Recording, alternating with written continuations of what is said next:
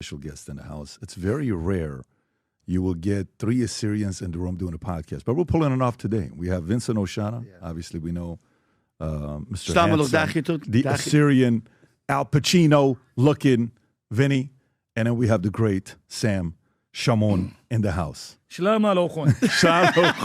Achtun maitun. By the way, just for the people to know, just like you have 12 tribes of Israel, we have many tribes of Assyria. And each tribe has a clan. So I'm from the Jilu tribe.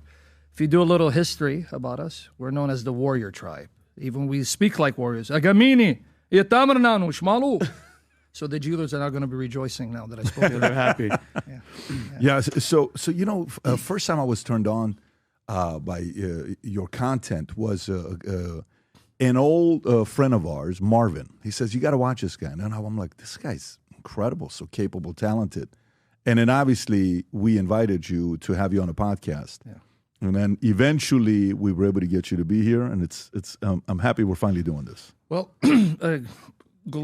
glory to the Father of our Lord Jesus Christ. I always ask the Spirit to fill me, to help me, to point people to Christ and not bring attention to any of us, because there's a danger among not just politics or even in celebrity figures, even in the apologetic realm, of what I call cult of personality, where you are drawn to a person and you idolize him.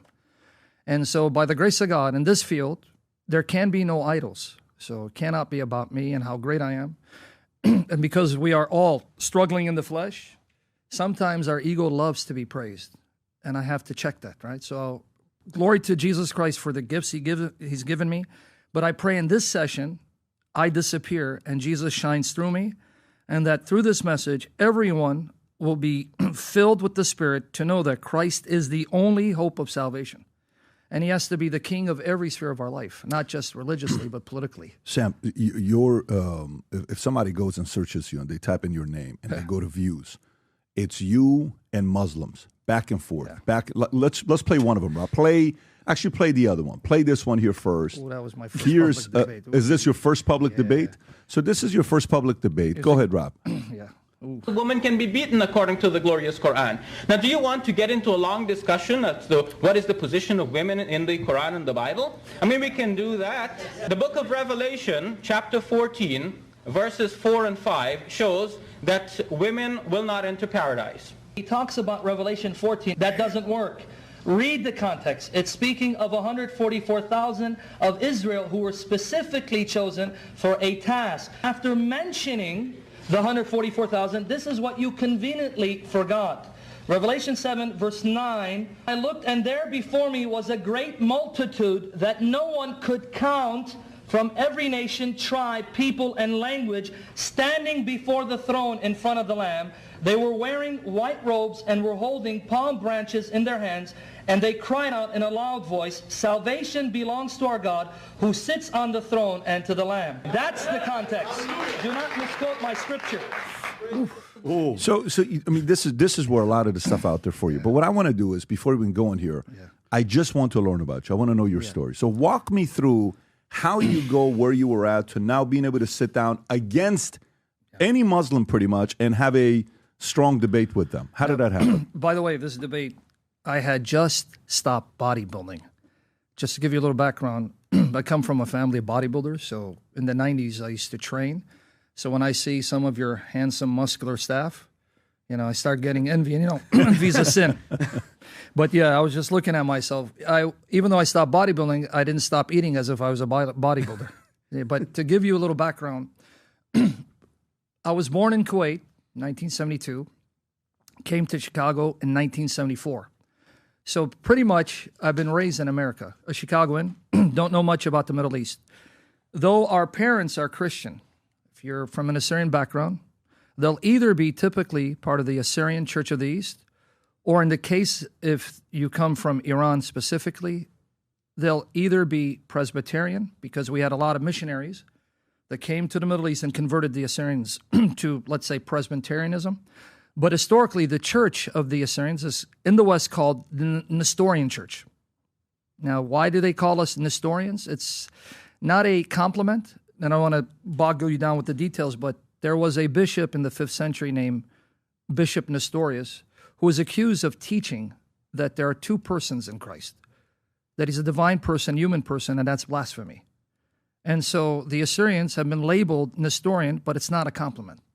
It's meant to ostracize the Assyrian church, because the Bible teaches and the church teaches Christ is one person. He's an eternal, uncreated, divine person who became flesh from the Holy Virgin. So to say he's two persons is blasphemy. So they were accused of holding to the two-person theory of Christ, which is not true. So that's my background. And I don't know if you come from that background. Typically, if you're from that background, you'll be baptized as an infant. But even Presbyterians baptize infants, but for a different reason.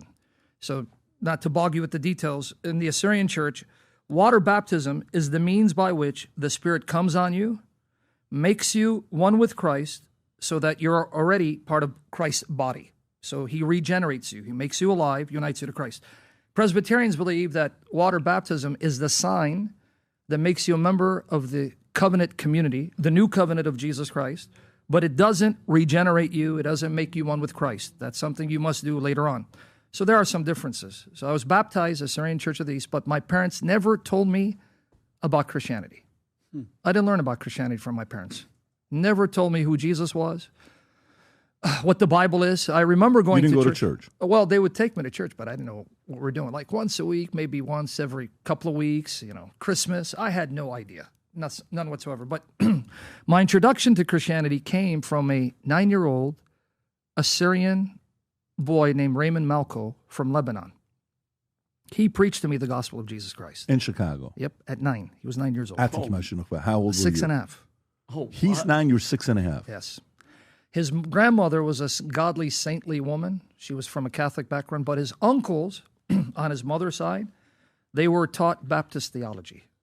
So if you're familiar with what they call the independent fundamental, see, I'm giving you too many denominations, but it is what it is. There are a lot of denominations. And the independent fundamental Baptist denomination believe that you have to go soul winning, win souls for Christ. So you got to go knock on doors and lead them into the sinner's prayer.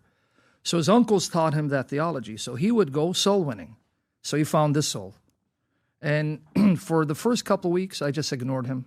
I thought he was crazy. But then one day, he got my attention because he said, Jesus Christ. And I'm giving you the gist. Remember, I'm the 6.5, I'm 53. And it's kind of sad you guys are younger than me. That's scaring me. And better looking and healthier. Lord, I pray for that glorified body sooner than later. So he told me Jesus Christ is the Son of God. See, if I talk about the story, I get a little emotional. And he told me that he loved me so much he died for me. That rocked me at 6.5. To know someone would love me that much to die for me. So he taught me the sinner's prayer. The sinner's prayer is, you say, Lord Jesus, I'm a sinner, come into my heart. Now, being a kid, I thought I had to recite that prayer word for word because we take everything literally, right? And he told me do it at night, so I took him literally. I had to wait till night. So I was afraid I was going to forget the prayer, and I kept reciting it. And night came, and I forgot it. But I remember that night, and I remember that I was in tears. My mom was next to me, and I told her, I remember waking her up saying, can you tell me how to invite Jesus? She thought I was crazy. What are you talking about? But I remember crying out to him. And I said, Jesus, I don't know how to invite you in. But I want you in my life. So 6.5. He would do street evangelism. There are people from the neighborhood, Chicago, Foster, and Clark Street. There are people who are listening who are going to remember this. He actually would lead me, and he would preach, and we'd gather crowds, a 9-year-old, because it's shocking. A 9-year-old, and he'd preach fire and brimstone and hell. And I was just a sidekick. I didn't know anything. Now, you fast forward, he had to relocate, and I lost my elder brother because he was the one who held me accountable. Sadly, my teenage years, things happened, broken family. Dad left. I was very close to my uncle, and he died of cancer in I believe it was 1982. So he was closer to me than my father. So I just gave up on everything, and I started doing things I shouldn't have done. Teenage, you go into drinking and, things that we're not proud of. But I had a huge emptiness in my heart because I've always suffered with two things in my life. And these are symptoms of pride. If you actually break it down, symptoms of pride. But nonetheless, I suffered from low self-esteem and body dysmorphia, which is still two demons that I have to slay till this day. And because I had this low self-esteem and really, really just body shamed myself, I felt more depressed. So I thought the solution would be bodybuilding. Why? Because my older brother started bodybuilding, and if you know about bodybuilding, you probably have heard of Sergio Olivia. Of course. He was a Chicago cop, but he also had a gym. He's got a son as well right now that competes. Incredible physique. Yeah. Oh, really? Oh, yeah. His son makes He was his known father. for one of the greatest poses of all time. Yeah. If you go to images, Sergio Olivia, his forearms, he does this pose. right there. The fourth picture. That one right there. Jeez. Yeah, look at that. You should see his son. It makes his father look like nothing. Can you pull up his son's picture as well? His son is, Vinny, you won't even believe it. Look at his son. That's his. Look at that. That's his son to the right. Oh, my goodness. Oh, my damn. These guys are He blows his... Incredible, yeah. Yeah. That shot. Yeah, I'm It's telling crazy. you, So Chicago, So I said, maybe, you know what? Let me try bodybuilding. Now, another thing is, one of the biggest influences on my life wasn't a religious figure, it was Bruce Lee. I still love Bruce Lee. I just can't get over this guy. And when I hear people saying, oh, he was an actor, it's just, it gets me angry. What are you talking about, man? In a street fight, I'll gouge your eyes out, you know. Yeah. The myth of Bruce Lee. So I thought in my very sick mind, maybe I can get into kickboxing and bodybuilding and become the first Assyrian movie star. Hey, if Bruce Lee did it, Arnold Schwarzenegger did it, why not me? Well, I realized the more I worked out, the more miserable I became. So there was a time in which I peaked. I was like around 200. And I'm not trying to talk about, you know, I don't want people to think I'm, just to give you an idea what God is doing. He's allowing me to attain goals to see how empty I'll be. So at one time, I got to about 220 pounds of solid muscle, no fat on me, and I was miserable. I was depressed. And I realized, you know what? Maybe I should try God. Now, this is around maybe like I'm close to 18. I don't even know the year because I was born in 72, and I try to remember the exact year, but it's in the 90s. As I'm thinking about God, I used to be if you ever valet your car, you have valet parking. Well, in Chicago, there was a restaurant called Bub City. It was in a very shadier side of Chicago, Cabrini Green. So they had a parking lot, and I was the security guy, security dude, right? And they call him the term I'm looking for, the guy who gives you the ticket. I forgot the name for it. His name was Hal, and he kept saying, "Praise be to Almighty Allah." Now remember, although my family's from the Middle East, they never mentioned Islam once to me. So I have no idea what Islam is or who Muslims are. So he keeps saying Almighty Allah. Now, you know, we speak Assyrian, we say Allah. Allah. Or Allah. Allah. So he got me interested. So I said, can I ask you a question? How do you know this term? So he started talking about Minister Louis Farrakhan. I have no idea what this guy's talking about. Then he says, the Honorable Elijah Muhammad, the Prophet Muhammad, and then he mentions Master Farad Muhammad. Now I'm thinking it's the same Muhammad. Turns out he's a member of the Nation of Islam. Nation of Islam, who's, now the leader is still alive. Louis Farrakhan hasn't passed away. There he goes. One of the most powerful, charismatic speakers. This man will captivate you. And he does it from memory. He doesn't have notes in front of him. He'll quote the Bible Quran from memory. This man is amazing in his recall and his speech, so captivating. And he mentioned the Quran, so I asked, could you give me a copy? Well, I read the Quran and I was flabbergasted because here's a book that mentions the major prophets of the Bible and Jesus, but it gives a different spin on it. So I got really confused. So in the back of the book, you have table of contents, index of names. So I went look for Jesus in every place that Jesus showed up in the Quran. And I believe the translation was Abdullah Yusuf Ali. At that time, it was the most popular Quran translation. Now it's obsolete. But in the 90s, this was the translation that Muslims would give out. And he's got copious notes, right, to indoctrinate you. Man, I ate it up. I was shocked to find Jesus in the Quran. And this is one thing that non-Muslims, when they encounter Islam, the shock effect. Because they think Muslims are the other side, they're all evil, they're terrorists. And then they find out that they have more in common with Christianity than even Judaism does. This is a fact. Islam is closer to Christianity than Judaism because Islam recognizes Jesus. It says he's the Messiah, born of the Virgin. In fact, the Quran says that the greatest woman Allah created is Mary. And she's the only woman mentioned by name in the entire Quran. Women aren't mentioned. So if we're Not looking even at his mom, not even the prophet's mom. no, Yeah. Muhammad's parents, you don't even know whose parents are. You don't even know his historical context. If you just go with the Quran, it doesn't even situate the Quran for you. You don't know what century is this. All you know it's in Arabic. But when was it sent down? You need external sources. Even when Muhammad was born, you need external sources because Muhammad is mentioned by name 4 times. But even then, you can make a case that it's not really the name of a prophet, but it's a descriptive noun, meaning the praised one. Mm-hmm. And some people actually postulate that what you have in the Quran is actually Christian hymns that were then bastardized into Arabic, originally in Syriac. A lot of theories.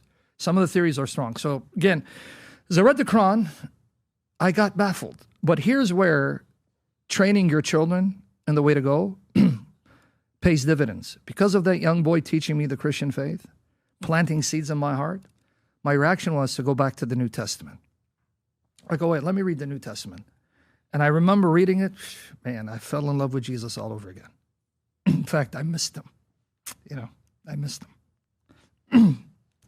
I'm not supposed to cry. I'm Jiru. You know that, right? The warrior showing you're not us all supposed to cry. But Jesus makes even the toughest of men cry like babies because he's infinitely beautiful and we are infinitely less and filthy. But as I read the New Testament, I fell in love with him all over again. There's no one like Jesus. Even those who do not believe in religion, when they read, for example, the Sermon of the Mount, they're in awe of his message. They even realize this is not human. This is heavenly. The way he teaches about to treat your enemies, and this is something out of this world, and it is. It's not from this world. It's from a higher realm, heaven. I fell in love with him, but then I had a problem. What do I do with Muhammad? Because I was convinced Muhammad was a true prophet because he was sincere. They gave me a biography because then I forgot to add the details.